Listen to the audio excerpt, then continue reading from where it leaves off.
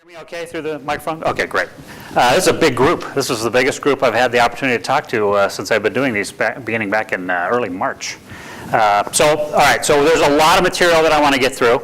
You paid a lot to be here tonight, so I want to make sure you get your money's worth. So we're going to fly through this, and then we'll get to the Q&A, because I think the Q&A is where we make up a lot of mileage there in talking about things. This is the agenda that I want to go through with you tonight. For those of you sitting in the back of the room, I hope you have your glasses on or can see this pretty well. I'm going to start with framing national security. I think here in the upper Midwest, we tend to not think too much about national security issues. Not nearly enough, in my opinion. So we'll start with framing national security. I'm going to start because I'm a career intel guy. So for me, it all revolves around intelligence. Intelligence derives all national security decision making. And it all begins with this thing called the intelligence cycle. And the president drives the intelligence cycle. Now I'm going to tell you how it's supposed to work. The president establishes a whole bunch of requirements, things that the president wants to know so the president can make great national security decisions. Through a process of planning and tasking through the senior level leadership of the intelligence community, they figure out, okay, who are we going to assign all these tasks to for collection purposes? The collection operations take place. That could be any type of collection. Could be signals intelligence, could be human intelligence, could be measurements and signatures intelligence, a whole bunch of other different things. And interestingly enough, about 65%, almost 70% of the collection capability that's in the United States intelligence community resides in the Department of Defense. So there's a huge amount of power for the intelligence cycle in DoD. Once that stuff is collected, and we live in a digital world, right? It's not a material world. Madonna had that wrong. It's actually a digital world. So all those trons come in and they have to be processed by massive computing power, so the processing and exploitation takes place.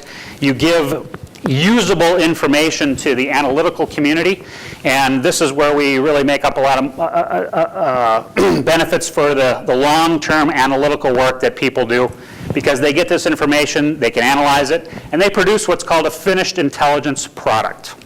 That product is then disseminated out to a whole host of individuals around the national security paradigm, but essentially to the National Security Council and really the National Security Council staff.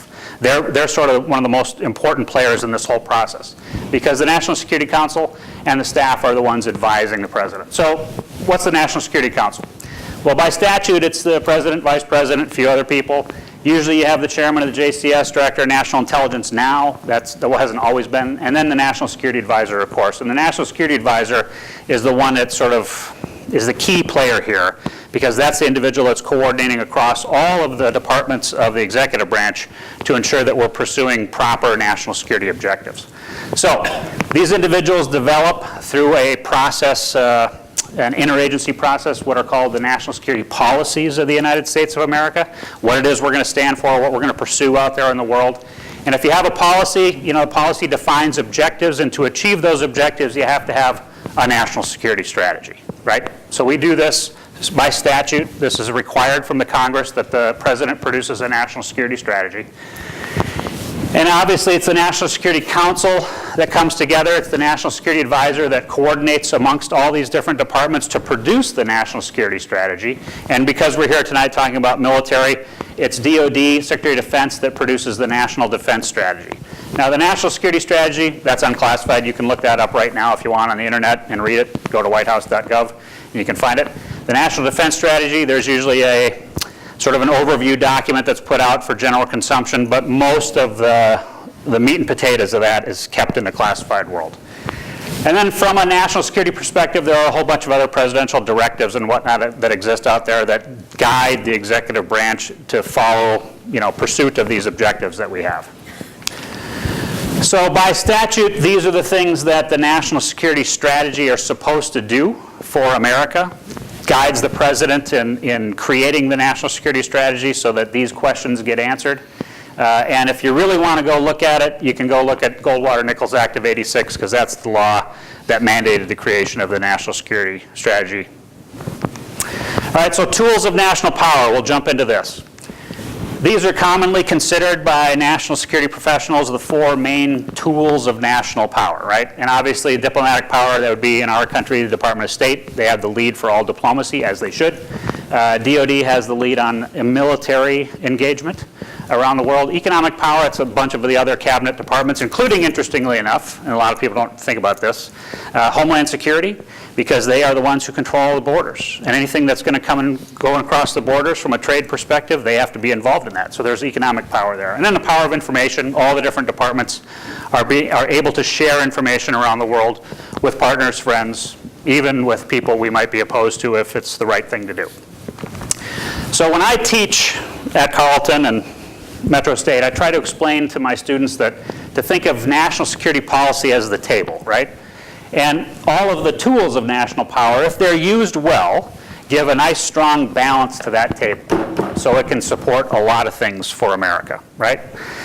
So if you think of it this way, diplomatic power, foreign policy, economic power is our trade policy, aid policy is through the power of information, and national defense policy is the military's role in that. Another way to think about it is a toolbox, right? It's the tools of national power. Think about it as a toolbox. Diplomatic power, maybe that's the wrench, right? If you need to get your allies, your friends to do the right thing, maybe put a little bit of a wrench to them. Trade policy is the gear there. What do we need to do to make sure that trade flows well, true free trade, right? Power of information is out there. There's some opportunities there. And then if you really need to, the military is the hammer, right? Hopefully you don't need to use the hammer except on a very specific nail. So policies define national objectives, and strategy explains how we achieve those policy objectives. We'll keep that in mind for right now. And how we use all these tools of national power is really, really important. We can either build strong, good relations with our friends and allies out there, or we can drive a wedge between ourselves and our closest allies and friends, depending upon how we use these tools of national power. So that's important. All right, so grand strategy. This is where I, as a professor, will ask the question, what is grand strategy? And I'm going to sit back and wait until somebody has the courage to give me a definition. Anyone? Game of chess. Sorry. So it's an overarching view of how you're going to employ the elements of national power to achieve the objectives that you set out. You could be a perfect straight man. That's pretty close. That's pretty close. So B.H. Littlehart first proposed this idea of a grand strategy back in the 30s. And when he came up with it, he is a military historian, so a lot of people tend to look at the world through their lens, right? How they know the world, and he's a military historian. So most of what his idea behind grand strategy is the concept of how you win wars, and it's the use of all the tools of national power focused together, working effectively to win a war. That's the way B.H. Littlehart sort of explained what grand strategy was. I would suggest that in the modern era, as we've thought through this process of grand strategy, it might be a little bit more than that. So David Sanger, when he was writing for foreign policy, came up with this definition. And if you're in the back of the room, I'll read this for you because it might be a little hard to see. Grand strategy is a term of art from academia and refers to the collection of plans and policies that comprise the state's deliberate effort to harness political, military, diplomatic, and economic tools together to advance the state's national interest. What's different from B.H. Littlehart and David Sanger is that David Sanger enters into this world of the political. His recognition of the fact that domestic politics matter in pursuit of national strategic objectives. Because if you don't have all of the elements of political power kind of pulling in the same direction, you're probably not going to achieve the broader objectives that a state wants to achieve. But you'll notice in this definition there's no discussion of a time frame. And I think that's important when we think about grand strategy. So how long the national security strategy I talked about before, how long do you think that period covers? How frequently should we be pursuing or producing a national security strategy? Anybody? Presidential term. What's that? A presidential term. So you think it's 4 years? Or 8, perhaps. Or 8? I mean, I think it changes. If the president says this is the national strategy, Yeah, that's true. then it's going to change every time you change a president. Yep. So by statute, interestingly enough, it's supposed to be every year. And when it was created in Goldwater Nichols in '86, from that point forward, actually it was a little before then, the presidents have actually done a pretty good job. Reagan and Bush 41 did a pretty good job of producing them regularly. Clinton did pretty well in the first administration, not so well in the second administration. And then Bush 43 and Obama kind of fell off the wagon a little bit. They didn't produce too many. I think Obama only produced one for his whole 8 years. But from his perspective, his national security strategy was maintained throughout that whole 8-year time frame. So it's supposed to be 1 year, but it isn't anymore. and the one that was just produced in December of last year, we'll see how often the president chooses to update that. All right, so I say that grand strategy should be how we pursue the next 25 to 50 years. What is it we want to try and accomplish out there in the world?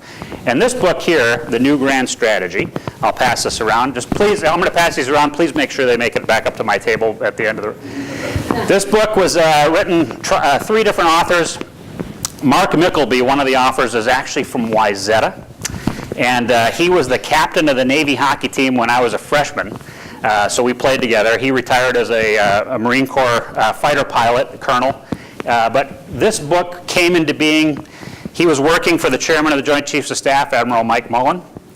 Mullen grabbed Mark Mickleby and a Navy captain and said, I'm going to lock you two in a room, and I don't want you to come out until you give us an American grand strategy. So about 6 weeks later, when they finally came out, they had a framework idea of what a grand strategy should theoretically be. And interestingly enough, even though they're military guys, their focus was on economic prosperity and sustainable development. Sustainable economic development. That's very different thinking for military people, typically. So this book is a quick read. If you decide to buy it on Amazon, go for it. But it talks a lot about kind of energizing an economy in a different way than we have done it for the past 70 years. So if we were going to accept this premise that grand strategy is the next 25 to 50 years, and this is really more of a rhetorical question, but what would that mean for America? How would we have to change the way we do things in our country if we were going to come together and pursue national policy objectives 25 or even 50 years out from today? It's a complicated thing, right? I mean, even without even thinking that hard about it, you recognize that that is a huge challenge. But I'll ask the question, have we ever had a grand strategy?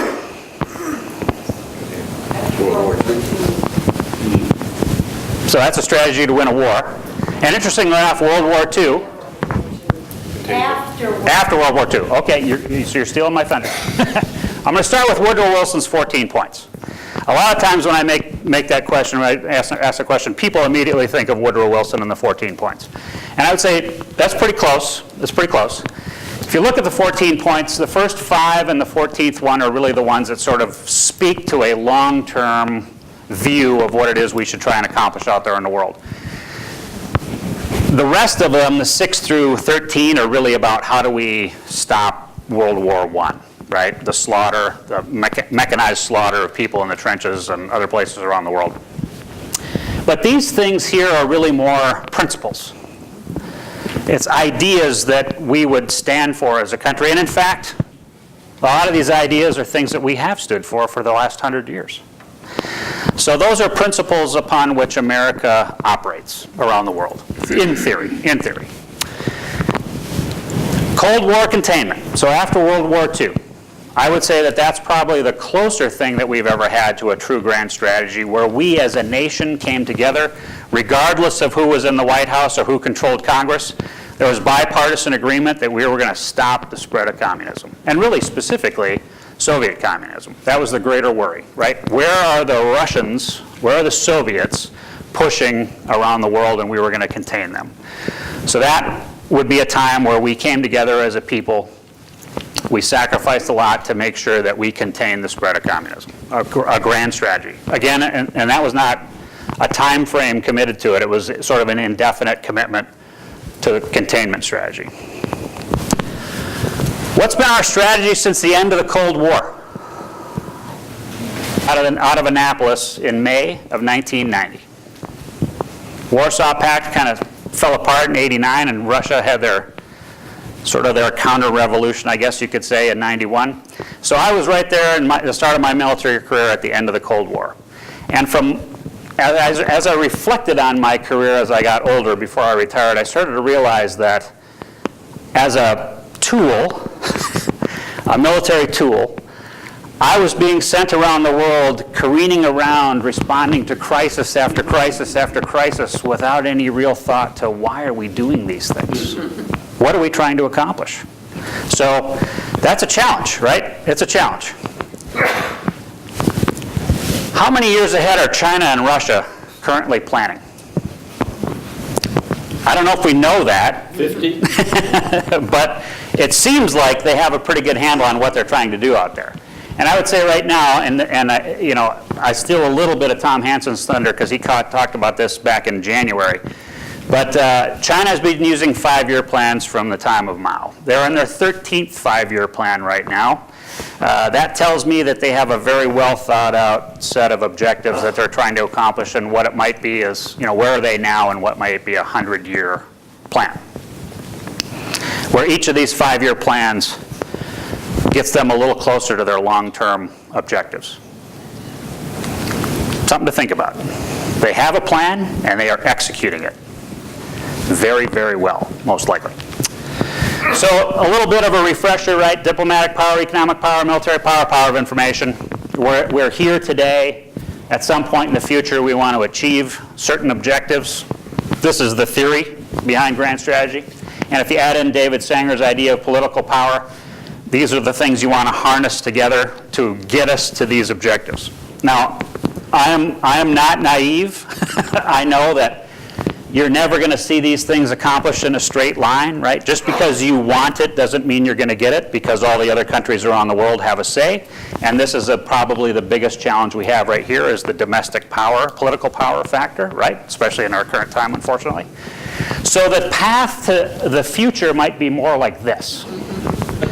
And we might have a lot of setbacks in there too, right? Eventually we're going to get there, but if we don't know where we're going, we're definitely going to get there.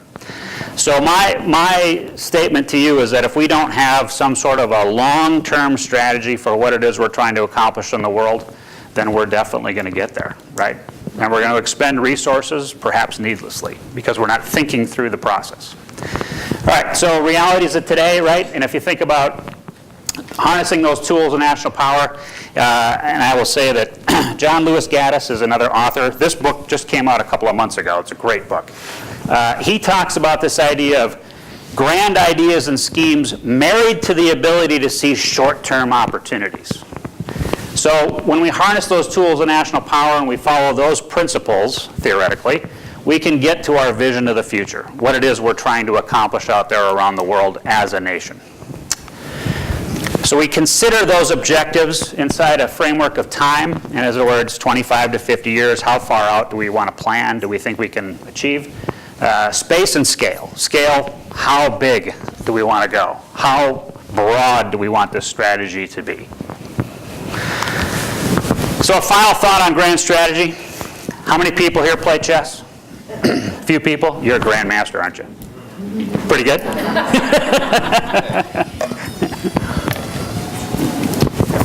So chess, for most people, it's a fun pastime. But if you're really good at it, if you're a grandmaster, your understanding of the game is so far beyond everybody, right? So if you think of it this way, you've seen demonstrations where a chess grandmaster is playing 30, 40 people all at the same time, and the individual is just walking around the room, moving chess pieces on one board after another, and cleaning everybody's clock. So if you think of grand strategy and you think of world politics that are out there, geopolitical challenges, we are one chess grandmaster as a nation playing simultaneously a whole bunch of other chess grandmasters. But everybody needs to think 7, 8, 9, 10 moves ahead rather than waiting to see what the other people do before we start thinking about our next move. That's my proposal to you. That's the way I want you to think about grand strategy. All right, so let's talk a little bit about current and future global challenges. We'll start with Russia. What does Putin want? If anybody knows that for absolute certainty right now, I think you should be our current Secretary of State. So when you balance out power, the military combat power between, did you have a question, sir?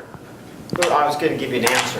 Okay, what, you tell us then, what does Putin want? Well, I think we should go by what the letters that were released regarding the latest meeting he had with Trump in Helsinki. Okay. And it revolved around nuclear disarmament and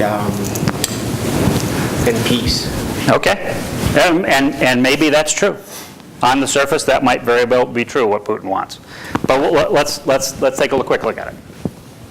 So on the balance of the power dynamics, our military budget is dramatically bigger than Russia's, right? You can see this is the one we just signed, $716 billion. Russia, for the coming year, estimated to be about $70 billion. So we're outspending them by a wide margin. Troops, we have far more troops than they do. We have tactical aircraft, dramatically more. They have more nuclear weapons than we do. And really, that's the only thing that actually matters with regards to Russia, in reality, is that they are the biggest nuclear power on the planet. So you got to sort of take them seriously. And when you balance the nuclear weapons one against the other, Russia has about 400 more warheads than we do right now. But the next biggest one after Russia and us is France with 300. China has about 280. So if a country is as big as China with the economic power that they have, and they feel comfortable with 280 nuclear warheads, why is it that us and the Russians need 6,500 each? So if Putin's right, if Putin's being honest about that, and a massive reduction in warheads is what he's after, I personally, I'm all for it. Let's get rid of them. Let's get rid of as many as we can. Except that Russia is making significant investments into next generation nuclear weapons. Hypersonics, right? The Sarmat ICBM can now deliver this thing called the Avant-Garde, which theoretically, if they actually succeed in building this, is a hypersonic glide platform that could pretty much hit anywhere in the world with pretty precision accuracy. And because of its speed and maneuverability, theoretically, it renders our current ground-based missile defense capabilities completely irrelevant. Not that those things are designed to knock down a massive Russian nuclear strike anyway, but this just makes things a little bit more complicated. And then they have the Yuri Dolgoruki, which is a Bore-class submarine, or the Bore-class as a whole, and they fire this Bulava as their new submarine-launched ballistic missile. That one's proven to be problematic for them in many regards, but if they solve that problem from a technical perspective, that's a very accurate system. And that submarine, by the way, is very quiet, very hard to find, which is a problem. So they're investing in upgrading their nuclear arsenal. We are too, so are the Chinese. So we're at that point now in history where, from a technology perspective, investments in the nuclear deterrent is important. As long as you're talking about next generation, given recent news headlines, where would you put space in a military sense? Because I thought we had signed a treaty we would not militarize space. There is a treaty about not militarizing space. Yeah. And so where does Russia, or where do we fit into that currently? So that's a great question. Exactly. Unfortunately, so we have demonstrated that we can do it. China has demonstrated that we can do it, firing missiles and anti-satellite capability, right? So that's not exactly weaponizing space, but it's getting pretty close. Space, the use of space is absolutely essential from a military perspective. Most of the weapons that we have nowadays are GPS guided, or a lot of them are. So if you take away the GPS guidance systems that all of us take for granted when we plug into our little Garmin, I want to go here or there, or we use our smartphone, that goes away if those satellites are destroyed. So frankly, if we get into an actual, no kidding, full-scale war with China or Russia, the first thing that goes are the GPS satellites. That's what I do. But that's an important topic. I'll talk a little bit more about that later. So here's a new thing for Russia. Over the last few years, they have started doing what we refer to in the Navy as out-of-area deployments. Russian fleet is now positioned in the Eastern Mediterranean all the time. We haven't had that since the Cold War. Russians really couldn't afford it shortly after the end of the Cold War. They didn't have the technological capability. They didn't have the upkeep on their platforms. They could send stuff from the Pacific Fleet over to the Persian Gulf every once in a while. In fact, my first deployment on aircraft carrier USS Ranger, I witnessed firsthand the very first time that a Russian naval helicopter landed on a U.S. Navy ship. I was right there when their Hormone landed. That's the name. That's the military name for their helicopter. Right on the deck of the USS Ranger. And you've seen Top Gun and all the other fighter pilot movies and whatnot, where everybody is geared up in the full flight gear and whatnot. We assumed that the Russians would be the same. And the pilots and the aircrew that stepped out of their helicopter were wearing shorts and sandals. So we knew right there that maybe they're not such a big threat. So this is a threat, though. The Russians have this thing called the S-400, the Triumph. That's the kind of the NATO designation for that system. It's theoretically their most dangerous surface-to-air missile system. They use that in their integrated air defense system around places like Moscow and St. Petersburg and whatnot. And they have deployed this thing down into Syria. So when we went to strike those chemical weapons plants in Syria last spring, and Putin had threatened specifically to shoot down our strike package, planes or Tomahawk missiles, I thought to myself, okay, let's see how this goes. Because if he had really fired the S-400 missiles at our strike package, it would have been, as a career intel guy, I would have been very curious to see just how effective those things were. Because if they had shot down our Tomahawk missiles, that would be good to know, if they have that skill. And if they had fired those missiles and missed, that'd be good to know too. But I think Putin decided in the end to hold off because it's too much. He decided it's probably too much of a risk. Because if they really didn't work against our systems, now the entire defensive system that they've designed around Moscow and St. Petersburg and other places might theoretically be worthless. Ma'am, you had a question? Don't you think that that's the main reason that Putin is backing Assad so he can keep his base at the top here? I think that's why he's in Syria. Well, it gives him a lot of leverage from a global positioning, right? I mean, he's in center stage right now on the whole, everything that's happening in the Middle East. He is a major power broker in the Middle East right now, and that's powerful.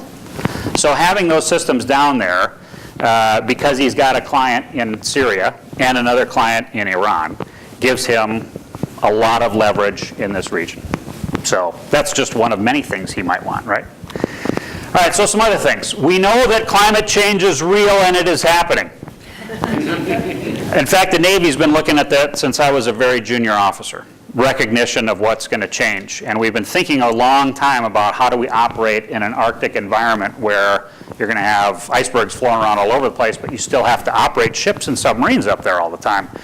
So the Russians have recognized this, and they've started reopening old Cold War era bases and building new bases because they want to be able to project power along the Northern Sea route when it's ice-free and maritime shipping is transiting through there. It gives them a lot of horsepower to use to trade to say, well, you can or cannot transit through our maritime waters. And that, if this is too hard to look, because this is sort of a polar view, if your mind is oriented north and south, like mine is, this might be a little bit easier to see as you consider the Northern Sea route. Sure. Don't they say the Russian motive is even bigger economic? Oh, yeah. Because for the first time ever, it gives them a short. One of the benefits, if there is, or if there are any from climate change, is that this now opens up a whole bunch of ports in the north that before had essentially been frozen in. So a lot of the Russian natural resources in this part of the world that have been heretofore very, very hard to extract and get anywhere are now going to be able to come out and go to market. So from an economic perspective, that's beneficial for Russia. So what does Putin want? I would suggest that if you look at what he's been doing, places like, Ukraine, what he did to little Georgia at the start of the Olympics back in '08, a few other things, right? He has been recreating not so much the Soviet Union, but he's been recreating buffer states, what's called the Russian near abroad. The threats to Russia, to Moscow, have always come from Europe, right? And so from his perspective, he wants to create a buffer system that other countries are going to absorb the hit from NATO before anybody gets to Moscow. Now the reality is, and I'm sure he knows this, there is no threat from NATO. NATO's not going east. NATO's not going to try and take over Russia. But from a domestic political consumption perspective, that's a great threat to create in the minds of the Russians. And then that keeps him in power, because he looks strong. The other thing, too, is the Bretton Woods Monetary Conference, right, creates the modern-day economic system. World Bank, IMF, NATO, UN to many facets, not all, but those things have been very beneficial to the West and the Western democracies. Not so great long-term for the old Soviet Union or even modern-day Russia. A lot of challenges economically for Russia. Russia's got a lot of problems. So if he can undermine all this, the post-World War II international order, he sort of resets the stage, right? He rebalances things and gives Russia a greater opportunity to be a major player in the world and to benefit from a reestablished global political structure. So he's not only attacking our elections, he's been attacking elections in Europe. He's been trying to undermine the liberal democracies around Europe by backing nationalist parties. So if you back a nationalist party and they take power, what does a nationalist party typically want to do? Isolate themselves, right? They want to stop being part of treaties, cooperative treaties. They want to stop being part of trade organizations. They want to insulate themselves. Sounds familiar. Sounds familiar. Unfortunately. So maybe that's what Putin wants. He wants to undermine the post-World War II international order and reestablish things in a framework that is more beneficial for Russia. And frankly, if you're him, why not? That's what he's trying to do for his country. There's a whole bunch of other conversations we could have, but that's probably enough right there. I'll finish off with the fact that, we've been hearing a lot about the fact that the NATO countries are all a bunch of freeloaders. Last year alone, between the U.S. and our NATO allies, $900 billion spent on defense. In Russia last year, about $70 billion. So Russia is the #1 threat to a NATO alliance, but it's not because they're a military threat. Sir. What bothers me about these numbers is that I can't seem to find accurate data that compares apples to apples on the information technology defense capability of China and Russia. And from my understanding, China invests a hell of a lot more in cyber warfare, and so does Russia, than we do. Yep. I understand we're very weak in cyber warfare capacity. Well, Do you have any data on that? I can tell, in my personal opinion, because I know people who've worked at Cyber Command, we're pretty good. Well, pretty good, but what's our level of investment? Well, Where are we on a scale of capability versus China and Russia? we're pretty good. We can stand up to them, no problem, but we hold back as far as what kind of attacks we would carry out or reprisal operations, because once you do that, you give away the capability in the cyber world. So you want to hold off on doing those kinds of things. As an example of that, the Stuxnet virus that was sent out to go after the Iranian centrifuges. That was a one-time shot. 4 different zero-day vulnerabilities taken advantage of in one attack. Would have been probably better to hold off on using that. But we didn't get a chance to say no when somebody else decided that they needed to use it at that particular time. That might have affected a relationship or two during the last administration. So let's move on to China. And we will talk a little bit more about cyber in a minute. Is this a Chinese century? I asked that question, right? Is this China's century? And if you look at this, these countries in blue are trying to counteract China. Maybe a little bit more in the orbit of the United States, potentially, hopefully. The countries in red are definitely shifting towards being more closely aligned with China. And the countries in green are sort of waiting it out. They're going to see how this thing shakes out. Is it going to be China or is it going to be the US? And then we'll see where they put their allegiance. When you balance out the US and China, Chinese military, about 2.3 million troops. We got about 1.4 million, so they're dramatically larger than we are militarily. But we're pretty good across the board, mostly submarines about on par. Ours are actually designed specifically for global operations. The Chinese have a few now out there that are actually pretty good and can go a lot of places in the Pacific very, very quietly. We've had some surprises on that in the past. Spending-wise, so we have $716 billion that's just been approved. The Chinese are going to spend about $190 billion next year, is what the estimate is. So the Chinese investment, and this goes to a little bit of a question more broadly than just cyber, but the Chinese investment of $190 billion seems like a lot less than us. But if you think of it this way, after 9/11, and I was there, when we slewed about 80% of our strategic collection capabilities away from our traditional big power rivals like Russia and China and other big problem sets, trying to hunt down one guy, we lost track on what it was we were supposed to be doing as an intelligence community for a very long period of time. And on a counterintelligence side, we decided to throw counterintelligence assets to try and hunt terrorists. It's not really what they're designed to do.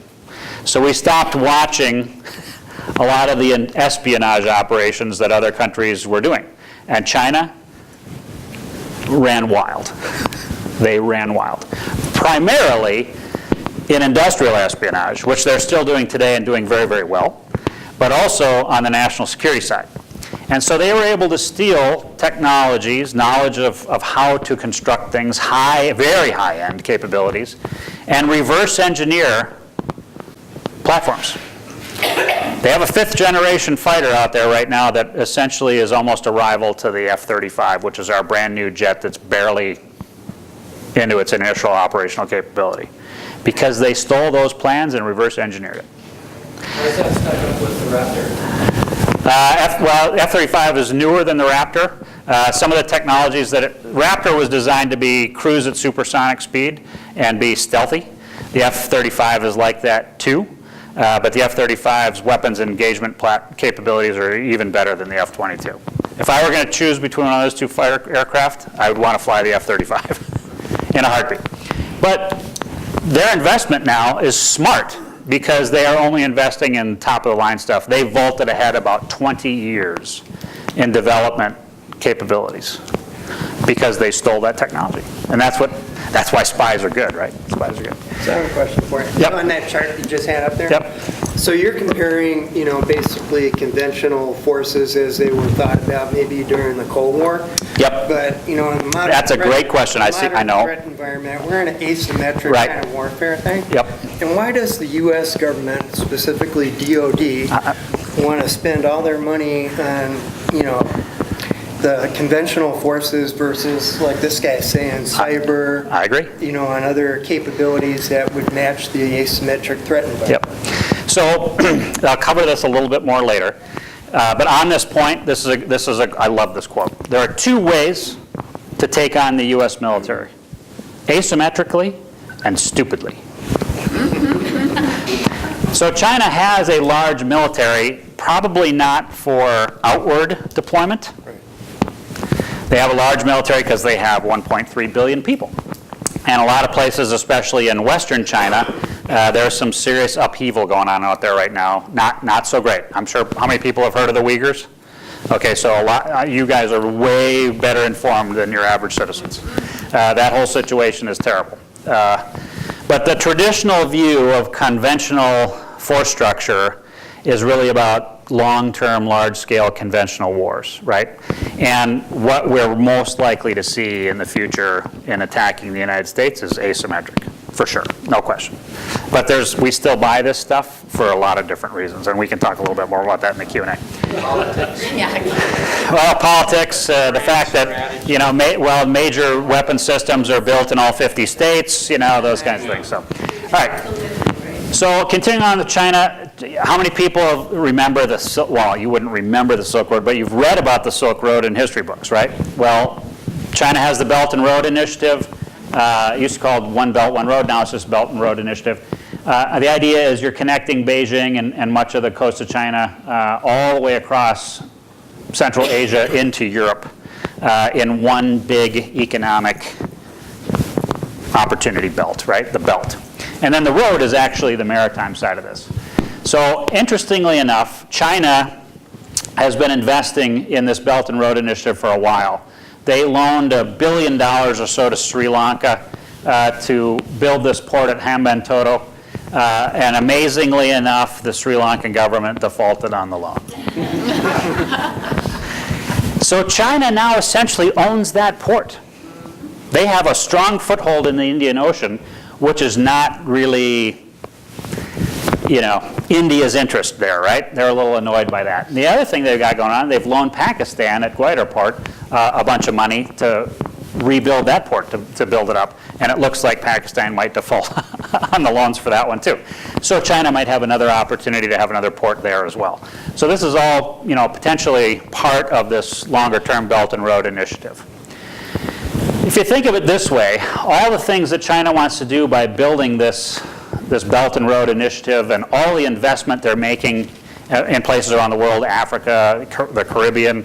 How many people have traveled around the world and seen Chinese construction projects on roads and hospitals and schools and things like that? China is doing, well, Marshall Plan was one thing, right? But China is also doing essentially what we did in the 50s, 60s, and 70s. Aid all around the world, construction projects around the world. The difference is they're doing it through loans that tend to be a little bit higher interest rate, and then they benefit by owning those projects when the countries can't pay off the debt, where we just sort of gave them away. So it's maybe a longer-term financial strategy from China's perspective as what they're trying to accomplish. But what I don't see anywhere in this Belt and Road Initiative, if it actually comes to fruition, and that's a big if, because Central Asia is not exactly the most stable place in the world. And I read in The Economist just last week, as a matter of fact, that if China is really going to accomplish this whole Belt and Road Initiative, it's about a $27 trillion infrastructure investment required to create all the stuff that they need between now and 2030. So that might be a bridge too far, but we'll see. Maybe they'll accomplish it. We'll see. But what I don't see in here anywhere is the United States. If this happens, if this comes to fruition, we're boxed out of that whole thing. Especially if we continue on the path that we're on right now, because we don't have a whole lot of leverage over China right now. But we'll see. Some other things to think about. South China Sea, the Paracel Islands. How many people have heard of the Paracel Islands? Okay, again, you're way more informed than most people. The Chinese came down and they have claimed the entire Paracel Islands and the Spratly Islands and everything else. They've built up these islands and the Spratlys to the point where they can now operate full-scale combat jets off of airstrips, and they have harbor facilities as well for ships. They have potentially missile systems, surface-air missile systems down there, radar installations, signals intelligence collection platforms, all of which are utterly meaningless in a conflict because we can take them out in a heartbeat with our naval capabilities. So from a military perspective, I'm not worried about it. But the psychology of what the Chinese have done down here, by planting the flag, by turning these islands into essentially little floating citadels, challenges Vietnam and the Philippines and Malaysia, Brunei. All these other countries are now saying, okay, what do we do? What do we do about this? And even the United States, we're carrying out freedom of navigation operations, whether it be by plane or aircraft. We transit through these waters that are claimed by the Chinese, and we ignore it, and you know, the whole deal. But at a certain point, they're going to win because they're going to outlast us. They're going to eventually, everybody is just going to cave in and say, okay, that's China's. China controls those islands that sit astride one of the most important shipping lanes in the world. So there's a psychology to that.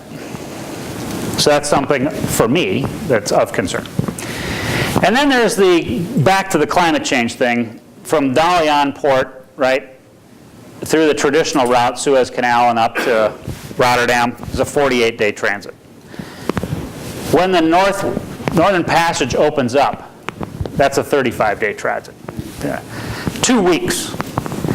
If anybody is aware of logistics in the shipping world, that is a savings of billions and billions of dollars every single year in fuel costs and time to market, just-in-time retail, right? Supply chains. So that is a fundamental shift, and believe me, China wants to know if this is going to be feasible. They are actually doing some of the bigger investments. In fact, their current 5-year plan talks a lot about trying to stem climate change, but I think they recognize that it's already baked in. We're going to hit 2 degrees and maybe more just by what's in the environment right now. So this is going to happen, and they know it. But they don't want it to go higher than that because the instability that comes with 3 or 4 or 5 or even 6 degrees is inescapable. But there's benefits here economically for China. So we'll see how it goes. Finally, TPP, right? We pulled out. Genius move. So countries in blue and the countries in, well, the countries in blue were going to be TPP. The countries in red are the Regional Comprehensive Economic Partnership. When we pulled out of TPP, TPP essentially collapsed. China offered up, hey, why don't you join us in the Regional Comprehensive Partnership? And countries that were part of the TPP, like Australia and Japan, said, okay. So now, the Regional Comprehensive Economic Partnership includes, the TPP would have included 37.5% of total global GDP and about 11% of the share of the global population. The Regional Comprehensive Partnership is about 30% of global GDP, but 47% of the world's population are now in that single trading bloc. And we're not in that. So that's another challenge. And this whole thing right here can be connected to the Belt and Road Initiative through Asia. And we're not in that either. So as a military guy, I know that the military exists to protect a lot of economic development opportunities for our country. But I don't see a lot of opportunity for us in what's happening right now around the world, driven primarily by China. So have we been at war with China and we didn't know it? Because if you think about the long-term strategic investments that they have made, the fact that they've sat out most of the major crises that we have jumped in with both feet and spent a lot of money on and haven't really accomplished much, they've benefited wildly from everything we've done in the Middle East and in Afghanistan over the last 15 years. A new era of great power competition, right? So this just started happening yesterday in Moscow. China sent a senior diplomat over to visit with Vladimir Putin because they're both concerned about the United States. And as a military guy who thinks about grand strategy a lot, I just kind of dream about it, you know. I think to myself, if China and Russia actually ever solved their problems and came together to work collaboratively to undermine the United States, we would really be in trouble. And this might be the time when it finally happens. So I'll bring one other quote up for you. This is Gavin Williamson, the defense minister of the UK, said, "The debates about grand strategy among NATO partners, among the West, among our friends and allies, there's not enough talk about it." And as he went on in that speech in DC back on the 7th, he talked about the fact that we really need to start thinking long-term about what it is we're going to try and do to deal with Russia and China, because we haven't been doing it nearly enough. Then there's this relationship here, which is a very interesting one. I could tell a little story about cult of personality, but we'll wait till the Q&A because see how much time we have. But this is cult of personality here. If you look at the balance of power on the Korean Peninsula between the north in red and the south in blue, it's a pretty good balance. Believe it or not, I think, how many people have ever been to the Korean Peninsula? Anybody ever been up to Panmunjom? A couple people? So I would suggest that it is very possible that we have maintained a presence on the peninsula to keep the South from going north as much as it's been to keep the North from coming south, because the South Korean military is very capable. They are very, very capable. Excellent troops, excellent equipment, well-trained. If you look at the spending chart here, North and South Korea are nowhere near any of these big spenders out there on their defense, right? So it's a relatively small challenge. We have about 28,000 people and equipment on the peninsula now, and then in the Western Pacific Theater, we have a whole bunch of bases and the capability to move forces there pretty quickly should anything happen. I don't think it will. And then there's the missile threat, right? This is the thing that had us all totally exercised for quite a while. We were convinced that we were going to be a victim of North Korean ballistic missile attack at any moment.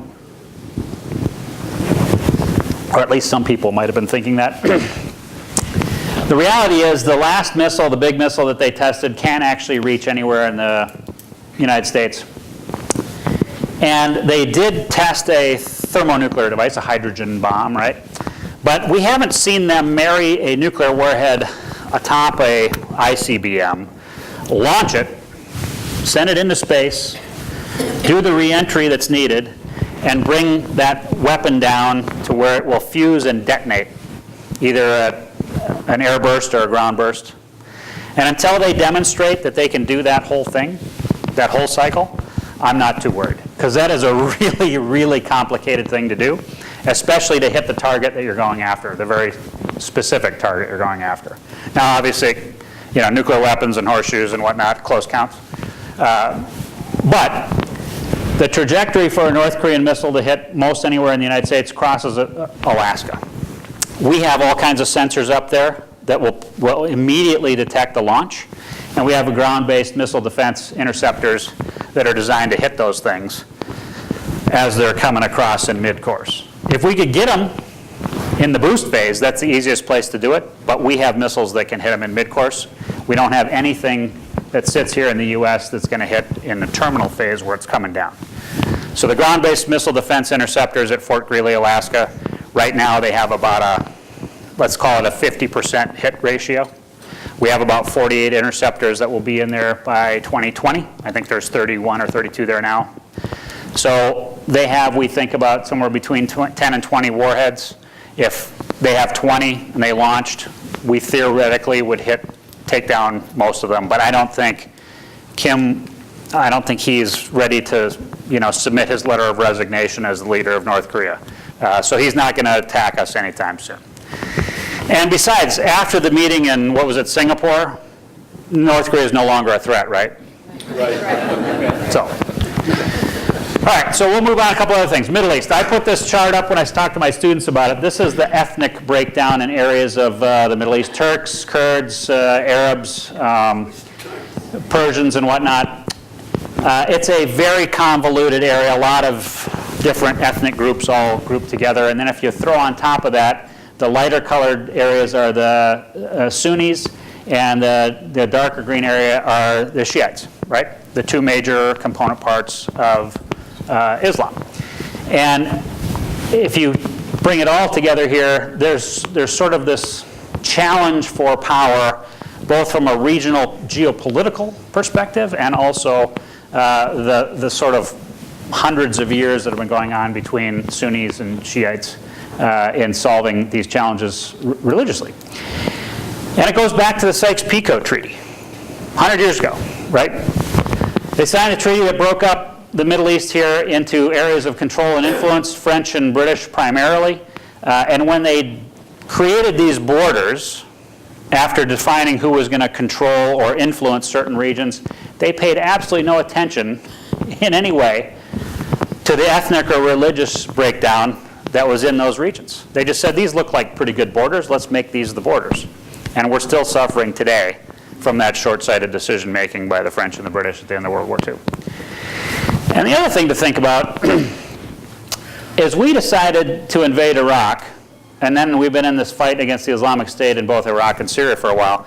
We basically put US military power right down in the middle of what is essentially a long-term religious civil war. What could possibly go wrong? And if you think about it right now, the big fight in the Middle East is essentially between Iran and Saudi Arabia. They are jockeying for control of the whole region. Who's going to be the biggest kid on the block? Who is going to dominate that region? They're doing everything, both countries are, to make sure that they are the dominant power. And then if you decide to throw in Turkey, which has a few problems going on right now, and Egypt as well, which is a very large population, 82 million, this whole region here, if you can, the population there alone is almost the same as what we have here in the United States. It's a very complicated area.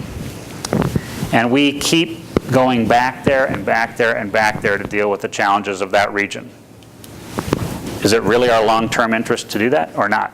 That's a grand strategy question. You need to decide what the answer to that is when you vote.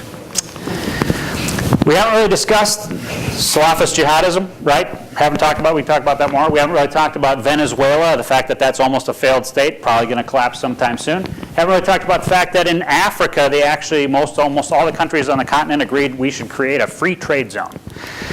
None of the countries in Africa are yet willing to say, let's open up our borders to free trade.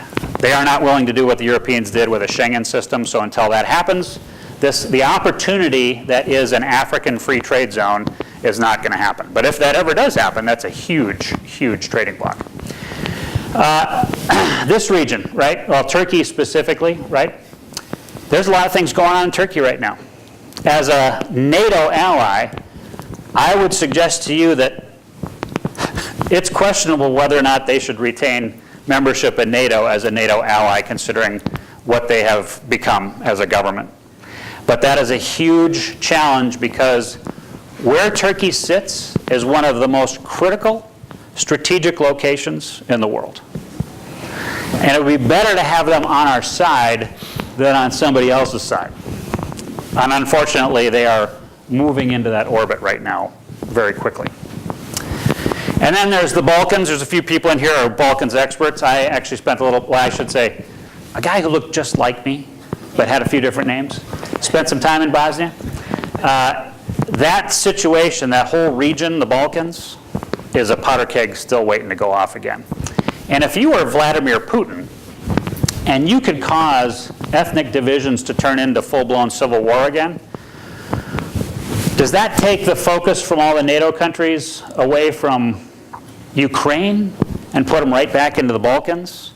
And then what can you accomplish in Ukraine when nobody's looking? Cyber. Cyber is everything for the future. It's the internet of everything, right? We know that's coming. In fact, in many regards, it's already here. Stuxnet, we talked a little bit about Stuxnet. And you marry cyber up with artificial intelligence, deep learning, robotics, all these other things that are coming on. This is sort of the future fight. The fact that we still have manned combat jets and we're still buying manned combat jets, and in theory some of the defense contractors are actually still looking at developing 6th generation manned combat jets, is to me absolutely idiotic.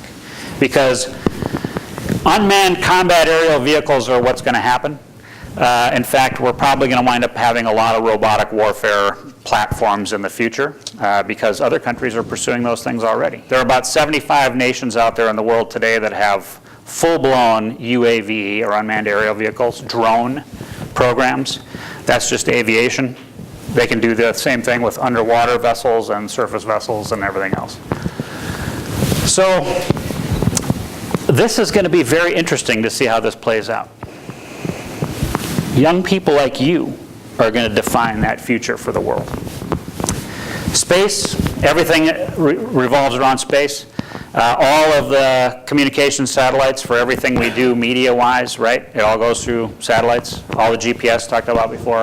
Weaponization of space, that's still being talked about. From a ballistic missile defense perspective, from space is really the only place that you can truly hit a boost phase missile if you have like a directed energy weapon or something like that. So don't be surprised if countries out there start investing in that. China more specifically than Russia, because Russia's actually sort of fallen out of the space race. And then we might try and do it too.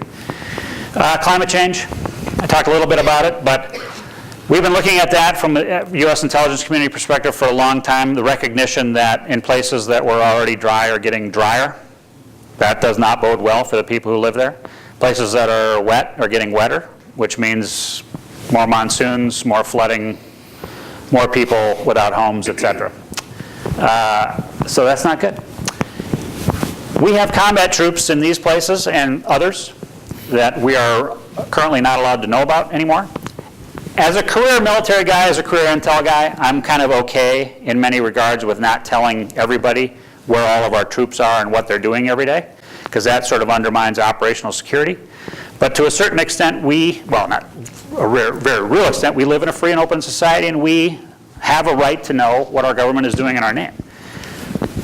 But most people have no idea that we have combat troops engaging in counterterrorism operations in all these places and others as well. That's a challenge. And what are we doing over there? As part of our grand strategy discussion, what are we trying to accomplish? I agree. I don't think we know. I think we're just trying to kill terrorists. But to what end? Because sometimes when you hit the wrong target, you just created another 100, even though you just killed, 5 or 6.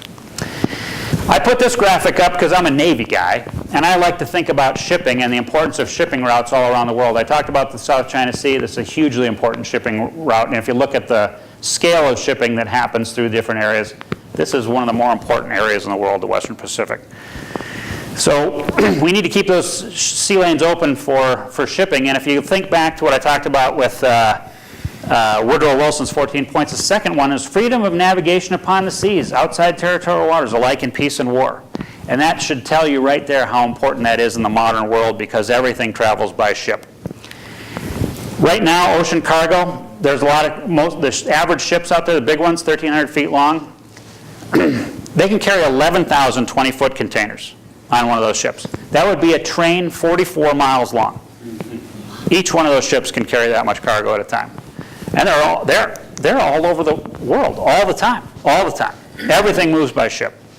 So shipping is super important. In fact, something like 80% of the global population lives within 100 miles of the ocean. So the maritime domain is vitally important to America's long-term security interests. All right, so our role in foreign policy engagement, right? That's kind of the crux here, why we're here. How do we use the U.S. military as a tool of national power? And there was a great discussion here, and how many people read your global decisions? So a few people, I'll pass this around, but there's a great article in here that talks about this. That's where I come in. The 4 main ideas that were advanced by Gordon Adams when he wrote this are sort of summarized here. And he sort of postulates in the article that we should pick one of these, right? That's the theory. We would pick one and we would go with that as our strategy of how we use the military as a tool of national power. So I go back to the question, I say, okay, so how do we use the U.S. military as a tool of national power? And I would say, it depends. I don't think you want to choose one of those things. I think you want to be very flexible. I think you want to be able to take advantage of short-term opportunities, but we build the use of our military power into a longer-term grand strategy, so it's just another tool of national power as we pursue long-term national objectives. So you go back to this, we're talking right now specifically about military power, and I would suggest if we think about this in terms of grand strategy, we're going to be much better off. So we don't start deploying young American kids into harm's way in places like Yemen and Niger and other places around the world for short-term, politically motivated, I think, objectives. They have nothing to do with long-term national security objectives. Not really. Not really. I think this doctrine, the Weinberger-Powell doctrine, is probably one of the better things that have ever come out of the national security arena in the modern era. The idea is that we only commit American combat power when there's a vital U.S. national interest at stake, a vital interest, something that directly impacts the future of our country. We do it only when there's total support within the executive branch. In other words, all of the leaders in our national security structure say, yes, this is what we need to do. And here's one of the most important parts about this doctrine. We have to have clear political and military objectives identified. In other words, the president says, hey, Secretary of Defense, this is what you're going to accomplish. Order the troops to go do this. We want them to accomplish these specific military objectives so that we can set conditions to turn the things over to our diplomats so they can negotiate a political solution. That's how it's supposed to work. And we've ignored that for a while. Yes, sir? So what happened with Powell in 2001? 2003? 2003? Yeah. Well, How's that track, right? so his briefing, you're talking about his briefing to the UN? Unfortunately, as an intel guy, I would say that the intelligence community sort of failed our national leadership at that time. CIA was relying essentially on single source reporting. A human intelligence source who was codenamed Curveball, who'd been, basically the Germans and the Brits had this individual and had said this guy is useless, it's garbage, but somehow we tied onto that and we thought it was legitimate and we used single source reporting to think that we had confirmed a whole bunch of things. And we also did sort of a layered analytical approach where we said, well, we know these things are true, so we make assumptions that these things are true, so we make assumptions that these things are true. And that was the mistake happened back here. So we got to the assumption that Iraq had WMD through a whole host of mistakes. And it wasn't out of malicious intent, it was just mistakes. Now there are some people who, and I was there, I was at the Pentagon when we were doing these things, right? I actually went, I graduated from the Naval War College in March of '04, so we were in the war in Iraq at that time. I will tell you this, when I was at the Naval War College studying national security, we were a whole bunch of lieutenant commanders and majors, and we're studying the history of war, right? And we're looking at the national security decision-making process that the Bush administration was making with regard to invading Iraq. And all of us are looking around the room and we're saying to ourselves, we're not absolutely sure that they have WMD. We think they do. We have really not put in the kind of intelligence collection that we should to verify these things. We're going it alone. And we don't have exactly clear objectives for what it is we want to accomplish, and then there isn't an exit strategy for how we're going to get out of Iraq. Why are we doing this? So we were a bunch of 04s, lieutenant commanders and majors, saying to ourselves, do our national leaders not understand the history of what's going on here? I mean, we looked at it as a potential failure, and unfortunately it turned out to not work out very well for us. Anyway, it's also supposed to be a last resort. If you commit young American kids into hostilities, it better be the absolute last resort. No other options. Because those are young American kids that we're going to sacrifice. They're going to die. So we better be damn sure of what it is we're trying to do. So this doctrine, to me, as a career military guy, makes absolute sense. The problem is that the political leadership that we serve under has to understand the Weinberger-Powell doctrine as well and use it. And unfortunately, they haven't done that very well. But the focus here has always been on conflict operations, and that, doesn't cover nearly what the U.S. military does as a whole. We do all these other things, we do it pretty well, and I aggressively support a lot of these things, especially things like disaster relief and humanitarian assistance. Those are important military operations that we can do. So, if we think about the use of military power as a tool of national power, the question I leave you with on this is, how does our use of military power impact our grand strategy objectives? In other words, how do we use military power as part of all the tools of national power in pursuit of an actual U.S. grand strategy? That's more of a rhetorical question for you. So closing thoughts, then we'll get into Q&A. Military is just one of the tools of national power, right? But in war, second place is a terminal disease. So if we go into war with Russia or China or both at the same time, and it's a conventional fight, we need to be able to win the conventional fight. It's going to be an asymmetric fight as well. There's going to be a cyber component to it and a whole host of other things. We got to win there as well. Because if we lose that fight, and the way we design our military is 2 major theater wars simultaneously, plus a number of other smaller engagements simultaneously. That's how we buy. Good or bad, that's how we buy. I don't think that doctrine was even good during the Cold War. It's the way we've always done it, right? And I'm not saying that's right. I'm just saying that that's the way we've always done it. We should maybe rethink that in a grand strategy concept. I would say we always lead with diplomacy, right? Always. Because the military is just one component part of a whole of government approach. We've already used, to a certain extent, the concept of grand strategy, where in theory we're using all of these tools of national power. But I'm suggesting with grand strategy that we have to think out much further about what it is we're actually trying to accomplish out there long term, not just the shorter term goals. Most of the time we think about the next fiscal quarter, right? I mean, all the time in the news we hear government and companies thinking about the next fiscal quarter. We need to think about the next quarter century. I think aiding these humanitarian missions, disaster relief, helping refugees, that boosts American prestige around the world. When we responded to the tsunami in 2004, right? Was it 04? 05. Indian Ocean. I can't remember what year it was. But the number of naval missions that were designed to go in and provide aid was unbelievable, how much aid we provided. And people remembered that. It's important. Right now, about 65 million people displaced because of various things around the world.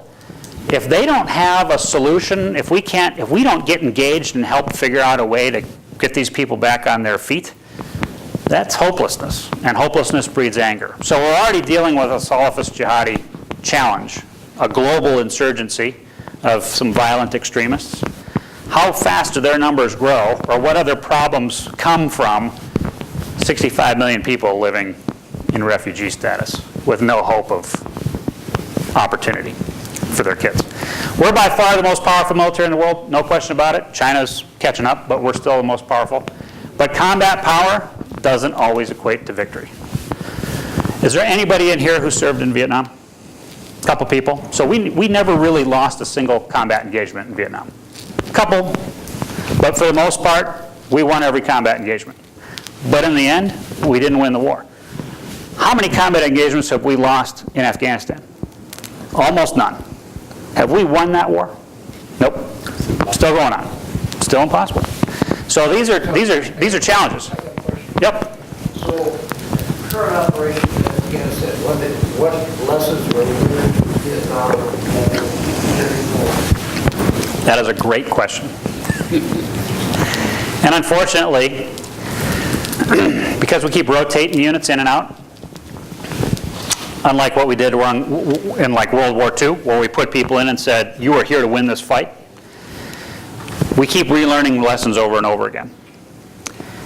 In areas where the Marine Corps, for instance, is using the Small Wars Manual to deal with counterinsurgency, where they go in and they set up security in villages and live with the people, those villages prosper. The same thing happened with the Strategic Hamlets program in Vietnam. The Army has a very different methodology when it comes to dealing with counterinsurgency. And sometimes it works, sometimes it doesn't. Sometimes the techniques that they use, the tactics and techniques, wind up turning people against us.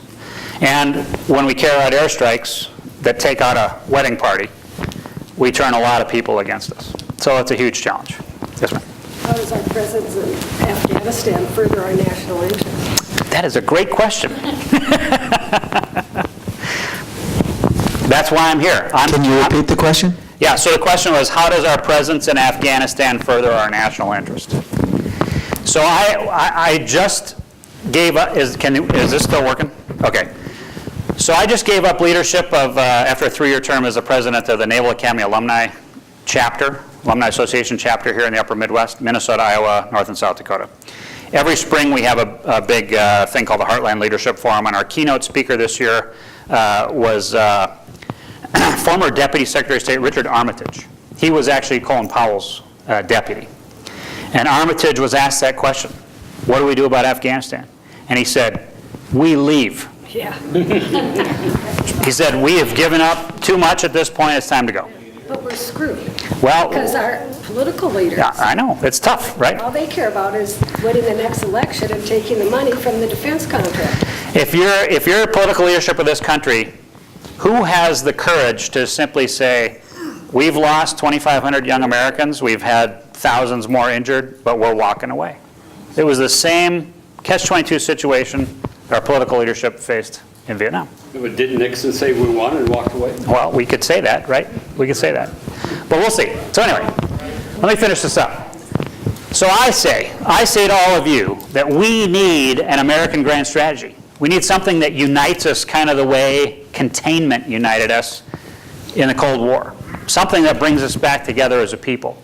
It doesn't necessarily have to be about, identifying an enemy, but there should be a set of objectives that we think about that sort of unite us as a people. We also need a political leader that would do that. We focus those tools of national power to achieve a well-crafted, well-thought-out set of foreign policy objectives. We do it in a comprehensive, integrated way. I say to you, what do you want the world to look like in 2050? What do you want it to look like in 2050? Think about that. It's a big thought process. And then let's pursue those things effectively and efficiently together. That's it. And here's my shameless plug for my books. I'm going to leave this up. These two are novels, Weapons of Mass Destruction and Jihadi Apprentice, and these are short stories that go along with each of these. They do sort of little background origin stories on some of the characters that are in there. And with that, let's have a little discussion. What are your questions?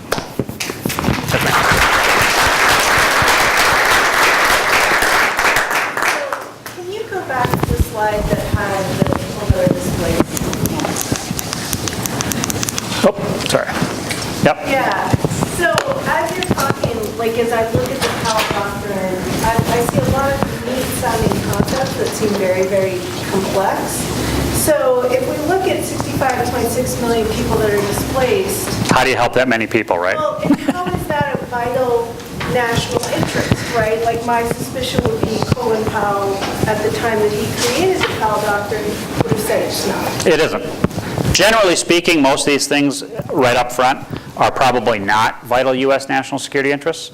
But I suggest that those kinds of things, humanitarian assistance, are a little bit different because it's a tremendous opportunity for the United States to build really positive views for people about what we do. Because we're not killing anybody, we're going there to help people. Well, in an ideal world, but if you went into, a lot of those people are in Syria. Or out of Syria. Jordan has 2 million Syrian refugees, something like that, 1 million at least. That's what I think is tricky, is what is the situation in which you help those people that doesn't potentially involve military or... So when you talk about people running from conflict, that's a more complicated scenario than the instance with the tsunami, right? I mean, those are people, that's Mother Nature. That is natural forces, and nobody's really at fault. There's no real political issues there. You go in and you help people, right? Give them medical attention, feed them, give them water, give them shelter temporarily. But you got to get them out of that situation of hopelessness. Somehow, some way, we have to invest in that. Yes, ma'am. But isn't that going to be exacerbated by climate change? Absolutely. All of a sudden, you get Absolutely. massive amounts of people coming out of the equatorial area. Yeah, that is a very real possibility. So these two questions go to the issue of grand strategy. We know that climate change is going to change the world. Things are going to fundamentally shift in weather patterns and where you can grow food and where you can't grow food, places that are now too hot for anybody to live. So how is that going to impact the world, right? We have to think about that. Yes, ma'am. No, I was worried about our tilt towards Saudi Arabia. Yep. And, remember before Iran, the Iranian Revolution, our tilt, and then we kind of oh my God, we should have not been so pro-Iran before. And Shah was not. And I feel that same thing we're doing with just becoming so one-sided, and after all, so much went into a discussion before we signed the nuclear deal, and so many countries came together, and now we wipe all that off, and Saudi Arabia, getting involved in Yemen. I don't think that's a very good strategy. They're not thinking ahead. Yeah, so I'm sure a lot of people were aware of the airstrike that just happened in Yemen that killed a whole bunch of little kids in their school bus. I mean, awful, right? Awful. The video that was. Further on national Well, that's again, right. That's exactly right. And to me, I look at this issue of do we pick and choose between Iran and Saudi Arabia, which one are we going to ally with? What we've done, I think, is just chosen to ally ourselves with Saudi Arabia for primarily business interests. Long-term economic interests, access to the greater supply of oil, and because Saudi Arabia is a more dominant country right now amongst Sunnis, and Sunnis make up about 85% of Islam.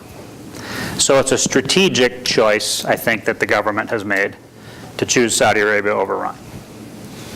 Because believe it or not, the reality is we could very easily and probably should be friends with Iran. I mean, reality. That's really the way it is. If you think about so we backed the coup that ousted Mohammed Mossadegh in '54 or whatever it was, and that worked out great for us until it didn't.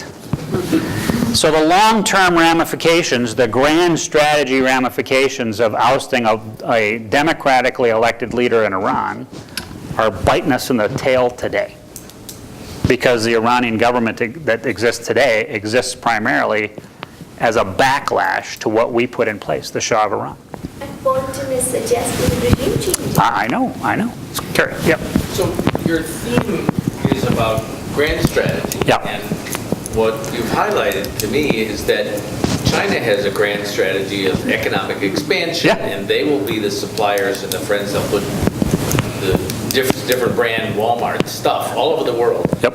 And if we retreat, we're not doing anything to help income inequality and saving people from other than natural disasters. We're not doing anything to establish American expansion of economic opportunity for people around the world. Well, adding to hopelessness. In theory, we are, by entering into a trade war with everybody, right? Because in theory, what we're trying to do is knock down all of the trade barriers that might exist out there. Because there are tariffs in place, there are government subsidies that are given by other countries to their industry sectors that we don't give to ours in theory. So the goal is a true free trade regime on a global scale. I think every economist out there, is anybody in here a professional economist by training? Okay, I think most economists will tell you that true free trade is the optimal way to go, because then the market forces take over and decide who's going to win and who's going to lose. And if we're capitalists, which I think most of us are, we want that, because you get the lowest prices, theoretically. But that's not the reality of the world, right? Political realities are very different. And just like you've highlighted that you can't have the right answer for each of these military skirmishes. That's right. You can't have the right answer for all these economic skirmishes Right. either. Yep. Because you screw around with tariffs in one place, they're wrong for Right. That's exactly right. So what I'm trying to get across to you is that there are countries out there that do have what appears to be a pretty well thought out grand strategy. And they seem to be on the ascendancy right now.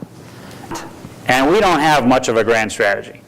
And so my words to you are, think long and hard about what it is we should be doing out there in the world, and how do we get there, right? How do we get there? You had your hand up for a while, sorry. Yes, I think one of the big stumbling blocks to creating a grand strategy is simply that part of the future of international conflict is going to be cyber information warfare. Right. We're being attacked from a cyber information warfare. Every day we're attacked millions of times. We can't even create a grand strategy in the first place. Yeah. So I guess how do we deter cyber information warfare, or is deterrence even the right? Well, so there's a huge, there's a challenge in the federal government right now with regards to cyber and who's supposed to be in charge, right? We just stood up U.S. Cyber Command as a unified command, right? So it's part of what's called the Unified Command Plan. So now Cyber Command is sort of on the same footing as like the Indo-Pacific Command or European Command or Central Command. It's sort of the same kind of a thing, like Strategic Command and whatnot. So we've elevated in DoD the importance of Cyber Command and their mission, and that is both offensive and defensive cyber operations. And what they can do at Cyber Command is extraordinary. I wish I could tell you, but I can't. The problem is that DoD says these are military operations. We will execute cyber as a military operation under the direction of the Commander-in-Chief. So all of the other elements of the federal government, and more importantly, all the elements of the U.S. economy that operate across the web, are kind of fair game. That's a problem. So we need a true integrated strategy for how we defend America from a cyber perspective, and we're not there yet. You've had your hand up a few times. Yeah. How does military strategists and planners deal with the leadership of the government, federal government, when the federal government, leadership of the federal government denies global warming and the military sees it as an important factor that's going to have an impact? Yeah, that's a challenge. Like Syria. Yeah. Part of the problem in Syria was I know. the drought. Yep, no water. Got to leave. Got to go places where there's water. Yeah, so that's a great question. You hear these discussions about the deep state. That's, in my book, that's crap. Okay, that's absolute garbage. These are loyal, patriotic Americans who have committed most of their adult lives to supporting long-term American national security interests. Now, they do whatever they're assigned to do. They do it to the best of their ability, whether they love it or not. But Mattis, General Mattis, Secretary Mattis, he knows climate change is real.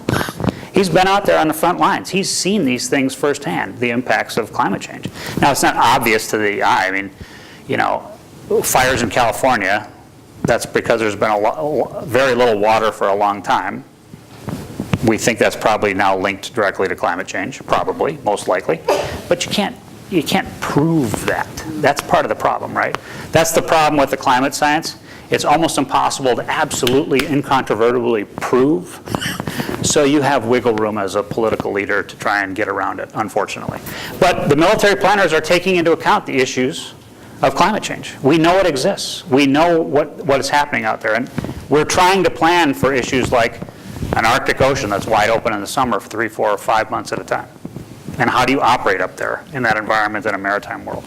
You had a hand up and then... Okay, back to having a grand strategy. Yep. The countries that have a grand strategy. Okay, the first question is kind of rhetorical, and then I'll give you my real question. Okay, so the countries that have a grand strategy, are any of them a democracy? Question is it possible for a democracy to form a grand strategy? That's a great question. In theory, the Chinese vote.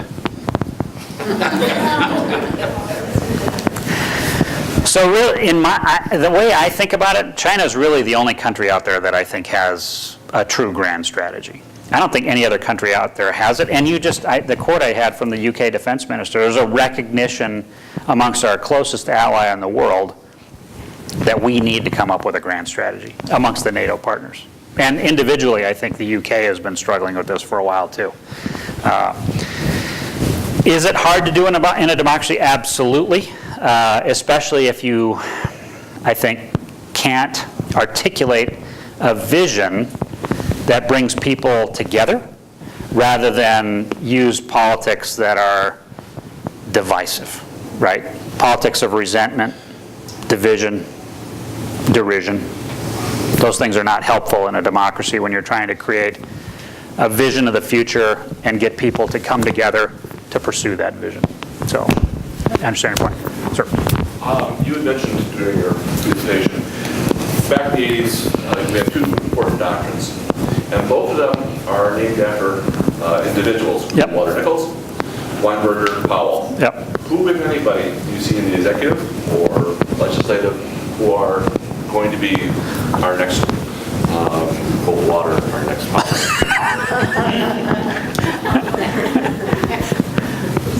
I don't really see anybody. Not right now. I don't see anybody. Maybe you do, but I don't see anybody. Yeah, great presentation, John. I think China is using money, manpower, and intellectual, and that's what U.S. done after Second World War. Mm-hmm. And they might not need to fight with us because if you have $200,000, you can buy a house in California. So maybe 250 would be Chinese people in California. Yeah. Also, they come here in Africa, economic power. Yeah. They invest here and they bring their own employee, they educating African youth. Right. So Africa would be in China 150. Right. So Yeah, this totally. whole grand strategy is already done for them. Well, and so this is the strategy they've been pursuing from the time of Mao, probably, right? So there's no fight at all. They're already here. Yep. So here's a little anecdotal story. When I retired from the Navy, I took about a 5-month road trip around the western half of the United States because I was trying to, visit old friends, see the national parks, see the country that I'd spent 25 years defending, right? And one of the things I wanted to do was go back up into British Columbia and whatnot, and I swung through Vancouver, and just for giggles, I decided I'd take a look and see what the housing prices were in Vancouver. And I went into a realtor's office and I said, hey, what do you have listed? And almost everything that was there was like $900,000. And I said, how is that possible? And they said, because all the Chinese middle class, by the way, think about this, right? The Chinese and Indian middle classes are the two fastest growing groups of middle classes anywhere in the world. At some point in the very near future, we're going to have over 500 million people between those two countries that are middle class. And if their concept of consumption is to consume resources the way American middle class have done it for the past 50 years, how does that bode for the planet? Probably not too well. But the Chinese middle class had come to Vancouver and were investing in real estate. So a 3-bedroom, 2-bath, run-of-the-mill Rambler was going for $900,000. That's unbelievable. But that's the impact that the Chinese economy is having on a global scale. It's very interesting. Yes, ma'am. We'll take one last question. One last question? You're kicking us out? Okay. So, in your opinion, what is the future of NATO? And do we really need NATO?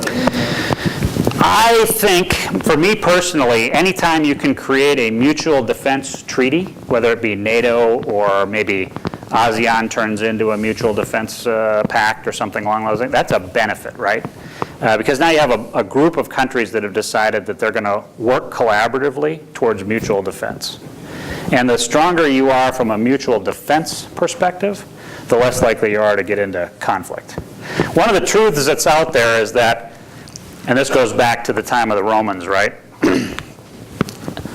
If you are always prepared for war, you're less likely to be in war unless you choose to go to war. And unfortunately, since 2001, we have chosen to involve ourselves in conflicts all around the world, whether it's really in our national interest or not. We've ignored the Weinberg and Powell doctrine to many extents. But I think if we go back to a point where we say we're not going to go on the offensive everywhere in the world, and we go back to a defensive alignment with allies, that's a good thing.